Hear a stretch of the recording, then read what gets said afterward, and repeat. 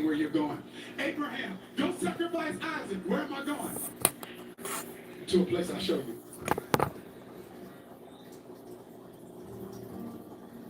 So some of you in the season, you're like, PD, I don't have any. Right now, I'm so confused. Right? So you don't have any at all. Then others of you, you have it, but you sense a shift. You knew what was, but you're not clear on what's next.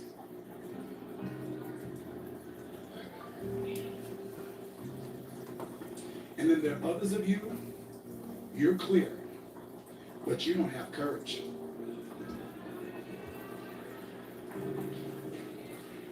So you're clear, but you're too afraid to act. My life and your life does not benefit from just what we're clear about. We benefit from the clarity we act on. Unclear, clear, but shifting. And clear without courage. Whatever category you're in, God's going to find you where you are.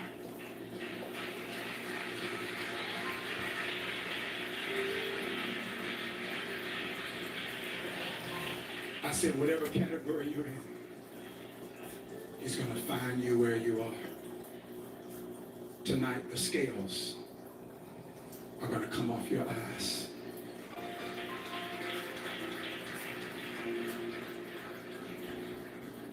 And I want to pray a prayer over you tonight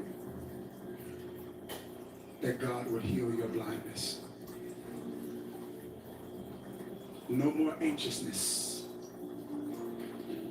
about what you're supposed to be doing.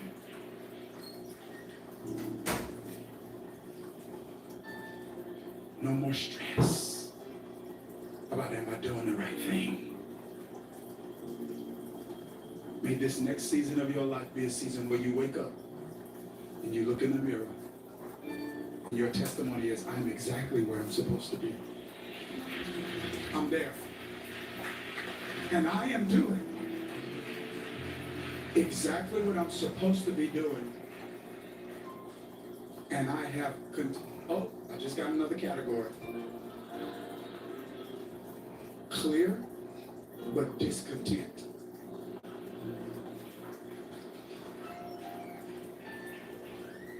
What the Father wants for you is not enough for you. Because you confuse the greatness of your gift with the greatness of your assignment. And sometimes assignment requires that you use a gift at God's discretion in a way that you feel like is limiting. You call it limiting. God calls it targeting.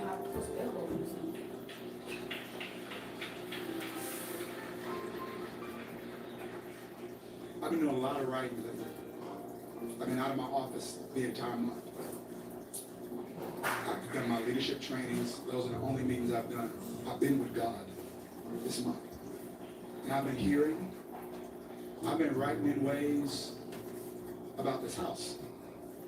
Just like in 2006, when the Lord gave me the blueprint for breathtaking ministry. And I sat in that Venice in Oak Brook, Illinois. And I wrote out transformative worship. And I wrote out breathtaking ministry. God's been speaking to me. And my heart's been arrested with third way.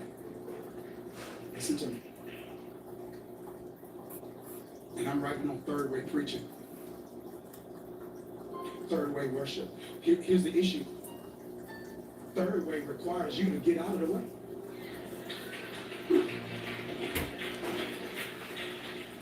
Because some of us in preaching and worship, you're so good, your gift creates codependency.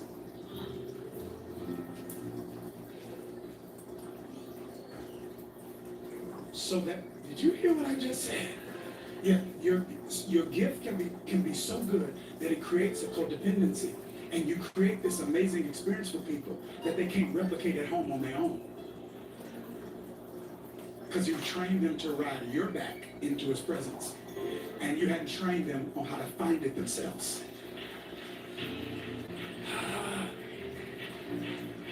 So I have to stand, and many of you remember this was a preaching house at one day. Y'all remember? I used to stand on chairs. This was a preaching house.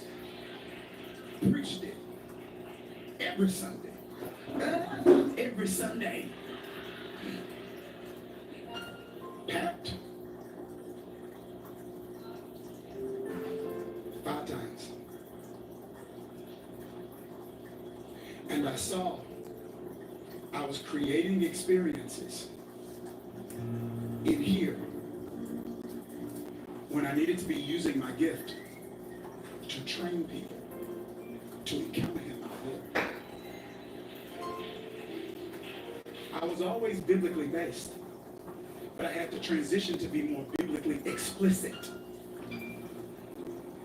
so that they saw what they thought was my wisdom was simply God's word. So we started putting scriptures on the screen, and I started leaning on the texts in a more heavy way, being more. I was always biblically based, but I became more biblically explicit because I wanted them to see, just like the Apostle Paul said, I don't want my speech to be with you, to be filled with enticing words, showing that of a man's wisdom. But I want it to be in demonstration of spirit and in power, so that your faith would not stand in the wisdom of men, but in the power of God. We had to shift because I didn't want people to hear me and say, he's been to prison. I wanted people to hear me and say, he's been with God. And I need to be with God. I didn't even know all of that was in the Bible. Let me go read it myself. Third way requires you to get out of the way. Content to say my gifts are not my own. They're not mine. They are grace gifts, charisma. I don't deserve them. And you didn't give them for me to feel fulfilled. You paid them for me to fulfill an assignment. And you dictate the assignment I'm supposed to fulfill. This is a third way church, a kingdom church.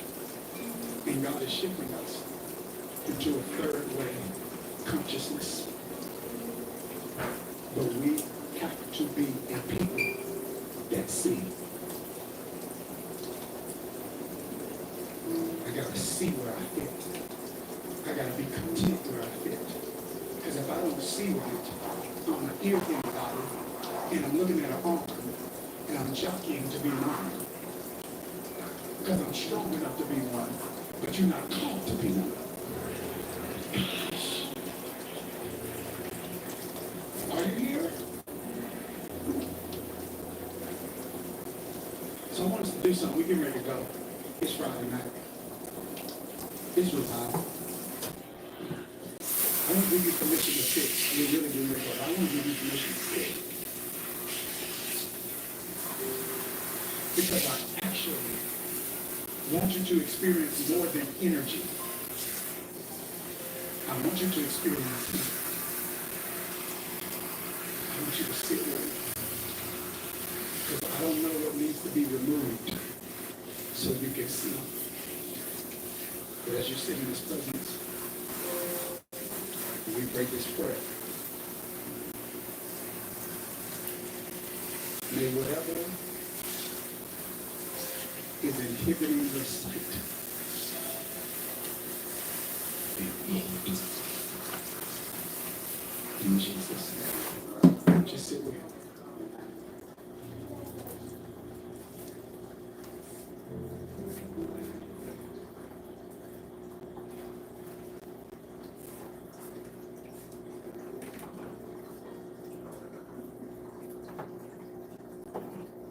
Family Listen, I hope you're inspired and challenged by that word. And I'm excited about the fruit that we'll see in your life as a result of God working his word in the soil of our hearts. And I feel that in my soul. So grateful for you. And so excited about all that God is doing and getting ready to do. Hey, remember, we want to. Okay.